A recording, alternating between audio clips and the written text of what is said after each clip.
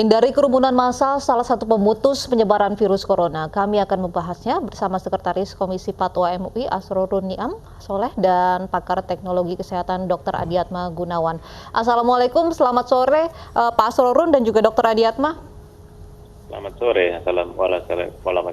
Waalaikumsalam warahmatullahi wabarakatuh. Baik, saya ingin ke Pak Asrorun terlebih dahulu. Mbak April. Pak Asrorun, nyatanya hari ini masih banyak begitu masjid yang tidak hanya di daerah, namun juga di Jakarta yang masih melaksanakan sholat Jumat berjamaah, tidak mengindahkan fatwa dari MUI.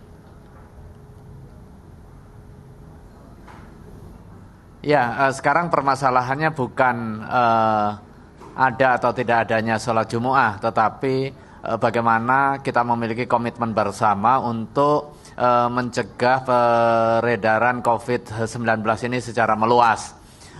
Sungguh pun fatwa sudah ditetapkan dan seluruh umat Islam menaati fatwa itu, tetapi kalau pada saat yang lain kerumunan yang dilakukan oleh komunitas seperti di mal, di pasar, kemudian meeting-meeting kantor dan lain sebagainya masih tetap berjalan, tentu ini akan mereduksi ikhtiar kita memangkas persebaran COVID-19 bisa teratasi. Intinya adalah komitmen kita bersama. Di samping pemahaman utuh terkait dengan fatwa yang merupakan kontribusi keagamaan di dalam ikhtiar penanggulangan COVID-19, perlu ada langkah-langkah simultan yang dilakukan oleh seluruh elemen masyarakat.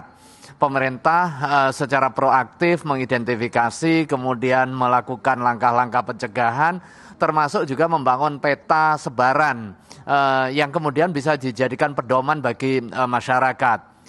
Karena pada hakikatnya fatwa Majelis Ulama Indonesia tidak bisa dipahami secara parsial dan juga tunggal.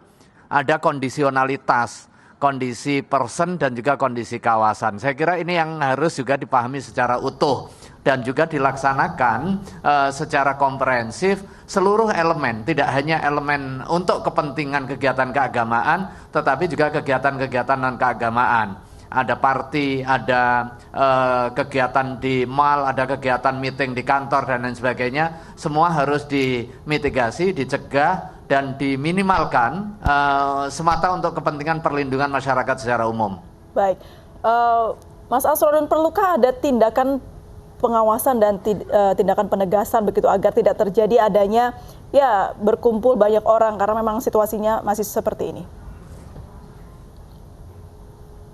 Ya, fatwa sudah ditetapkan. Ini sebagai wujud kontribusi keagamaan kita, wujud kontribusi umat beragama di dalam kehidupan keagamaan guna menjamin pesebaran COVID-19 bisa terlokalisir dan juga terminimalisir. Nah, tinggal bagaimana langkah-langkah eksekutorial dari ulil amri, dari pemerintah untuk memastikan jaminan keamanan dan juga jaminan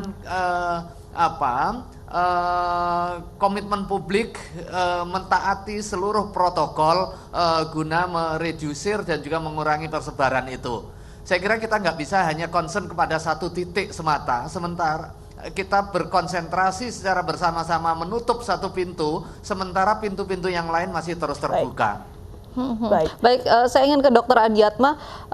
Dokter, kalau melihat ternyata masih ada sholat Jumat begitu, kemudian juga masih banyak masyarakat yang berkumpul dengan jumlah yang banyak. Ini artinya social distancing masih belum efektif. Apa resiko yang bisa timbul jika kita terlalu dekat tidak menjaga jarak begitu? Sebenarnya resiko yang paling ditakutkan atau kita perlu sama-sama khawatirkan adalah buat mereka yang sebetulnya sudah memiliki virusnya, tapi asimptomatik, jadi tidak belum menampakkan satu gejala sedikit pun, dan berarti dia menjadi carrier. Nah, kalau carrier, lalu masyarakat sekitarnya tidak menjaga jarak, maka yang lain yang daya tahan tubuhnya mungkin tidak optimal, punya resiko juga tertular. Makanya memang saya rasa, dan kita semua belajar sama-sama bahwa social distancing itu, jaga jarak itu sangat penting, apalagi dalam situasi seperti ini. Baik. Dengan seperti gejala yang sangat mudah menular begitu, lalu ada lagi pernyataan yang menganggap virus ini bisa bertahan di udara 3 jam. Apa langkah yang paling tepat selain social distancing, Dok? Oke, jadi ada beberapa tips sebetulnya ya. Saya kalau sampaikan ke teman-teman itu ada jargon istilahnya, kita ini jangan panik, tapi ingat baik. Baik itu singkatan. Jadi ini sekedar supaya memudahkan kita semua. B-nya itu biasakan untuk cuci tangan. Karena kita semua tahu bahwa cuci tangan itu luar biasa manfaatnya. Dan cuci tangan yang benar juga bukan cuma sekedar bilas di air gitu aja. Cuci tangan yang benar kita semua sudah belajar lah. Ada langkah-langkahnya minimum 20 detik kalau dilakukan dengan benar. Yang kedua, A-nya itu awas, jangan sentuh-sentuh mata, hidung, mulut kalau tangan kita belum benar-benar bersih. Ya. Yang ketiga, ingat social distancing, sama ingat etika batuk kalau lagi di luar, gitu ya. Jadi batuk jangan pakai tangan tapi pakai sudut dalam siku. Nah yang K adalah kalau memang ragu-ragu bisa konsultasi sama dokter misalkan lewat telekonsultasi. Jadi sekali lagi kita masih jaga sendiri apa yang kita bisa kontrol, personal hygiene, daya tahan tubuh, minum vitamin, itu mesti kita jaga.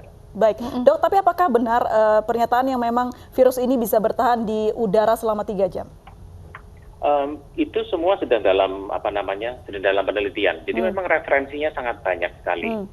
Saya rasa para ilmuwan juga masih meneliti, rumornya juga banyak sekali. Setiap hari saya dan teman-teman medis, teman-teman dokter juga baca sebegitu banyak klaim-klaim yang mengatakan ini dan itu. Saya rasa kita semua menunggu sampai benar-benar ada dokumen saintifik resmi yang dipublikasikan yang mengatakan apakah itu benar apa enggak. Tapi terlepas daripada itu benar apa enggak, saya rasa tanggung jawab kita semua sebagai masyarakat, terutama dalam situasi di Indonesia, untuk berkontribusi apa yang bisa kita lakukan. Jadi kalau kita bisa jaga diri sendiri, sebisa mungkin kalau nggak perlu mendesak, nggak perlu keluar rumah, nggak usah keluar rumah. Kalau terpaksa keluar rumah, jaga jarak, jaga higiene sendiri, terus ingat tadi tips-tipsnya, kebiasaan cuci tangan, personal hygiene dan lain sebagainya. Ya tentu kita akan sangat-sangat membantu kondisi di negara ini. Ya, selain social distancing begitu dan juga cuci tangan begitu, apa yang harus kita siapkan jika memang harus beraktivitas di luar rumah, Dok? Saya rasa itu dua pokok yang paling penting lah, atau 3 lah. Satu, pokoknya jaga daya tahan tubuh. Jadi kita jangan sampai sakit. Jadi makan bergizi, cukup hidrasi, minum air yang cukup, istirahat cukup, minum vitamin. Itu nomor 1. Jadi daya tahan kekebalan tubuh kita sendiri dijaga. Nomor 2, personal hygiene. Jadi yang cuci tangan. Kalau keluar ya bawa hand sanitizer misalkan. Kalau perlu di tempat yang ramai ya siap-siap pakai masker, gitu kan. Jaga diri sendiri. Yang terakhir, social distancing. Kalau bisa nggak keluar, nggak usah keluar. Tapi kalau memang terpaksa harus keluar, rambu-rambu itu kita mesti sama-sama ingat lah. Makanya tadi saya siapin singkatan baik itu supaya kita gampang ingatnya. Oh, Dokter Adi bilang jangan panik, ingat baik. Baiknya apa? Biasain hidup bersih, cuci tangan. Hanya awas loh ya, jangan sentuh-sentuh mata, hidung, mulut, I-nya, ya dan lain sebagainya. Itu tadi. Baik, Dokter tahan dulu, Pak Asroron juga tahan dulu. Kita saat ini sudah bergabung pemirsa dengan Ratri Anindya, pasien positif corona nomor 03 yang kini telah sembuh. Selamat sore, Ratri. Sore, Mbak. Iya, Ratri, boleh diceritakan bagaimana pengalaman ketika mendapat perawatan di rumah sakit ketika Ratri positif corona? Ya, saat diisolasi, kebetulan saya mirip dengan yang tadi Bapak narasumber dokter katakan, agak asimptomatik. Jadi perawatan yang saya dapatkan ya disesuaikan oleh dokter. Waktu itu kebetulan saya simptomnya hanya ada dahak sedikit, sama batuk sedikit sekali. Jadi diberi obat racikan batuk dan diberi asgetrosnya untuk meredamkan radang tenggorokannya. Tapi itu juga hanya beberapa hari, lalu sudah selesai obatnya karena sudah hilang. Ratri, apakah gejalanya seperti flu biasa atau merasakan ada hal lain begitu? Kalau buat saya seperti flu biasa. Jadi sebenarnya 2 minggu sebelum saya dinyatakan dicek dan dinyatakan positif itu, saya ada sedikit demam. Demam sama 4-5 hari, lalu sudah itu aja. Demamnya juga saya nggak lebih dari 37,5 derajat. Mungkin kebetulan bersyukur saya waktu itu daya tahan tubuhnya sedang kuat. Oke, baik. Ketika di rumah sakit, pengobatan seperti apa yang Ratri terima? Oh ya, tadi kan ya menambahi yang tadi sudah saya bilang, karena gejala saya hanya sedikit, jadi setiap pasien tuh sebenarnya treatment dari dokternya disesuaikan dengan gejala dan keluhan setiap pasien, nah itu berbeda-beda. Jadi kalau saya karena saya nggak ada pneumonia dan tidak ada batuk yang berlebihan, saya hanya dikasih yang paling penting setiap hari itu imbus untuk imun booster, meningkatkan sistem imun, dan FG-Troche untuk tenggorokan saya karena saya ada sedikit dahak, lalu obat batuk perhatikan karena waktu itu saya beberapa jam ada batuk sedikit, lalu ada antibiotik, satu tipe antibiotik, dan saya nanya kenapa dikasih antibiotik, jawabannya adalah karena kebetulan saya ada bakteri tambahan, tapi itu pun nggak intens ya, jadi hanya 5 hari, 6 hari minum antibiotik sudah selesai. Berarti Ratri ini mengalami positif COVID-19 tapi tidak sampai menyerang paru-paru atau pneumonia begitu ya? Benar, ya betul. Jadi tidak ada treatment untuk mengobati paru-paru begitu, Ratri? Tidak, untuk saya tidak ada. Berarti bias dong antara flu dan gejala yang Ratri alami begitu ya? Iya memang. Baik, kita tahan yang dulu. Berbeda, Ratri, kita tahan dulu, nanti kita akan lanjutkan lagi usai jeda berikut masih bersama dengan Dr. Aditya dan juga Asrorun Niam saat lagi di Ain Sore.